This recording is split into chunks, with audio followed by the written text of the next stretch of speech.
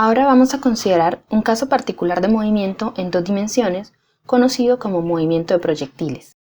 Digamos que un proyectil es cualquier cuerpo que recibe una velocidad inicial y luego sigue una trayectoria determinada totalmente por los efectos de la aceleración gravitacional. Entonces, supongamos que tenemos una partícula representada por el círculo rojo que apareció en pantalla. Ella comenzará a moverse debido al efecto de algún agente externo, podría ser un cañón, un bate que la golpea, entre otros, pero dicho agente solo actúa para darle la velocidad inicial. Durante su movimiento solo hay aceleración debido a la gravedad. Colocando un par de ejes cartesianos x y y en la partícula y representando el vector velocidad inicial como v sub 0, el que apareció en azul en la pantalla, la ampola tendría una trayectoria similar a la que ocurrió en la pantalla. La magnitud del vector velocidad la representamos con esta, entonces la magnitud de este vector es igual a v sub 0, sin la flecha y sin las barras verticales. Y la dirección la podemos indicar con el ángulo que forma el vector con el eje x. En este caso, el ángulo θ. La velocidad inicial tendría componentes v sub 0 en dirección x y v sub 0 en dirección y, que serían estos, y entonces podríamos decir este es v sub 0 x y este es v sub 0 y. Entonces la velocidad inicial en forma vectorial tendría esta forma, con sus componentes en la dirección y en la dirección j. La velocidad inicial es la velocidad para el tiempo igual a 0. Ahora, con la magnitud y la dirección podemos especificar los componentes a lo largo de los ejes x y y de esta velocidad, ya que aquí se forma un triángulo rectángulo. Entonces, la hipotenusa del triángulo sería la magnitud del vector velocidad inicial. La componente en y sería el cateto opuesto cuando consideramos el ángulo θ y la componente en x el cateto adyacente. Luego podríamos decir que los componentes v sub 0 en x y v sub 0 en y son estos. La velocidad inicial en la dirección x es la magnitud del vector velocidad inicial por el coseno de θ y la componente a lo largo del eje y de la velocidad inicial es su magnitud por el seno de θ. Ahora, podríamos también considerar este ángulo que se forma entre el vector y el eje y, que sería igual a 90 menos θ. Con esto podríamos escribir las componentes v sub 0 en x como la magnitud del vector por el seno de 90 menos θ y en y como la magnitud del vector por el coseno de 90 menos θ. Considerando pues entonces el triángulo que se forma acá con el ángulo 90 menos θ como ángulo de referencia y tomando entonces los catetos como opuesto y adyacente invertidos.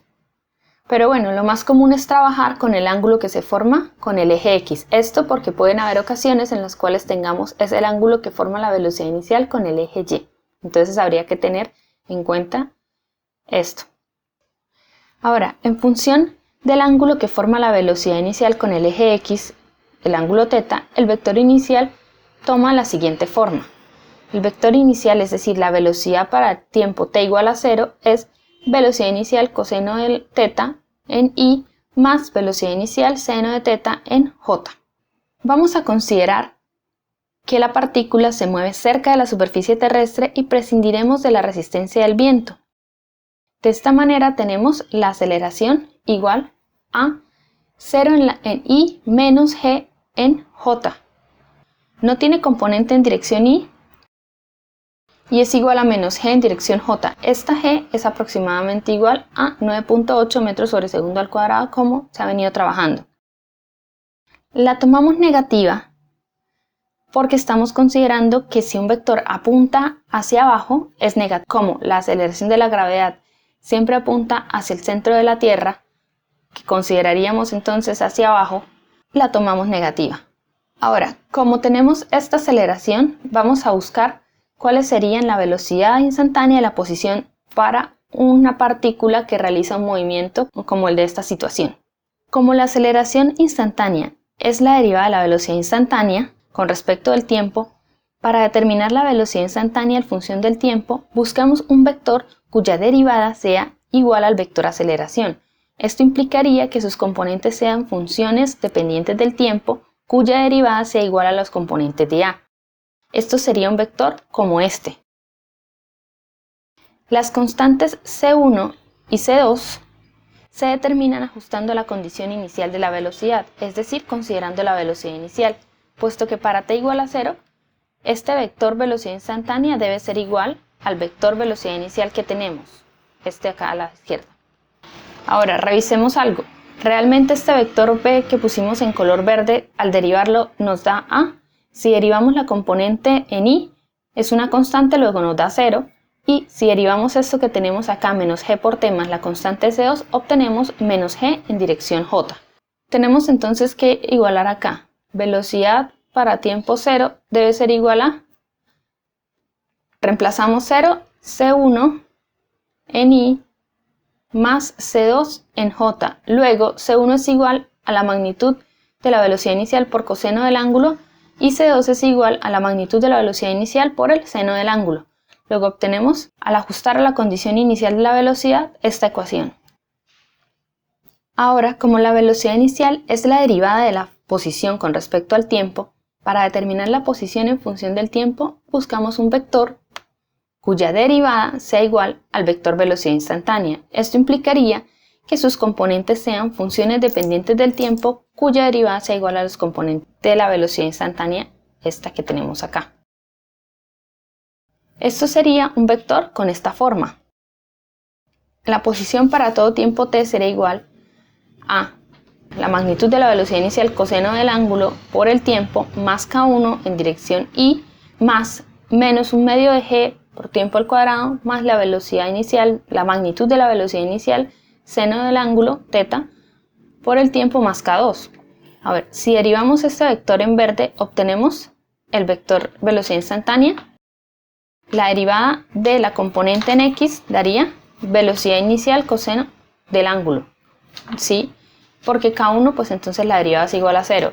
Y aquí nos daría, al derivar menos un medio de g por el tiempo al cuadrado, obtendríamos menos gt al derivar, más la magnitud de la velocidad por el seno del ángulo por el tiempo al derivar nos da la magnitud de la velocidad inicial por el seno del ángulo. Y al derivar k2 obtenemos 0. Las constantes k1 y k2 se determinan de la condición inicial de la posición. Consideremos dos casos. Para esto construyamos un par de ejes cartesianos, el eje x y el eje y. El primer caso es si la partícula comienza su movimiento en el origen. Así tendríamos el vector posición inicial de la siguiente manera. El vector para el tiempo t igual a 0r sería igual a 0 en i más 0 en j, y es como si la partícula partiera de este punto.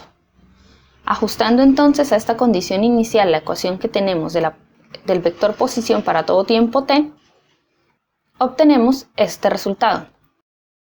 La posición para todo tiempo t es igual a la magnitud de la velocidad inicial por el coseno del ángulo θ por el tiempo en i, puesto que la constante k1 es igual a 0, más velocidad inicial la magnitud por el seno del ángulo θ por el tiempo menos un medio de g por t al cuadrado más la constante k2 igual a 0, ajustando al hecho de que la partícula partiría del origen. Ahora, debemos encontrar la trayectoria de la partícula en el espacio físico, es decir, acá en este par de ejes cartesianos que tenemos. Entonces, para eso vamos a despejar el tiempo aquí en la ecuación de x, llamemos a esto x, la componente a lo largo del eje y, esto y, entonces despejamos el tiempo en x y lo reemplazamos en la posición en y, o sea, en la componente de la posición en y. Eso sería, el tiempo es igual a x sobre velocidad inicial por el coseno del ángulo y lo reemplazaríamos en y igual a velocidad inicial seno del ángulo por x sobre velocidad inicial coseno del ángulo menos 1/2 de g por el tiempo al cuadrado, que sería x sobre velocidad inicial coseno del ángulo al cuadrado. Al terminar de trabajar con esta ecuación, obtenemos que y en función de x es igual a tangente del ángulo por x menos 1/2 de g x al cuadrado sobre la magnitud de la velocidad inicial por el coseno del ángulo al cuadrado. O sea, esta ecuación que obtenemos acá la podemos escribir de forma resumida ya así. Entonces obtenemos una función y que depende de x. Esa sería la trayectoria que sigue la partícula en el espacio físico. Y tendría esta forma, la de una parábola que abre hacia abajo, puesto que lo que se está multiplicando al término cuadrático es negativo. Ahora analicemos un segundo caso para la posición inicial, que es considerar un vector posición inicial, digamos, más general, no que parta del origen. Esto sería que parta de cualquier otro punto x sub 0, y sub 0. O sea, otro punto podría ser 3,2 o 0,5, otro punto diferente del origen. El vector posición sería igual a la coordenada en x inicial en y más la coordenada y inicial en j, es decir, las coordenadas que tiene para el tiempo igual a 0. Con este vector posición inicial, las constantes que obtuvimos en nuestro vector posición, que no habíamos ajustado aún a las condiciones iniciales, es decir, las constantes k1 y k2, serían en este caso k1 igual a x0 y k2 igual a y0, lo que nos llevaría a obtener este vector posición para todo tiempo t. De nuevo haríamos el procedimiento de despejar el tiempo en esta coordenada x, escribir acá, esto es igual a x y esto es igual a y con ello despejar acá el tiempo en función de x y reemplazando en y, nos llevaría a encontrar la trayectoria que sigue esta partícula al partir de un punto diferente del origen. Entonces la función y de x en este caso toma esta forma. También es una parábola que abre hacia abajo porque lo que está multiplicando al término cuadrático es una constante negativa, pero ya tiene un término acá independiente que viene de las condiciones iniciales. La trayectoria entonces en el espacio físico cambia y sería esta. Ya no parte del origen, parte de un punto cualquiera. Entonces estos son para casos, por ejemplo, en los que el proyectil se dispara desde una altura diferente de lo que consideramos 0.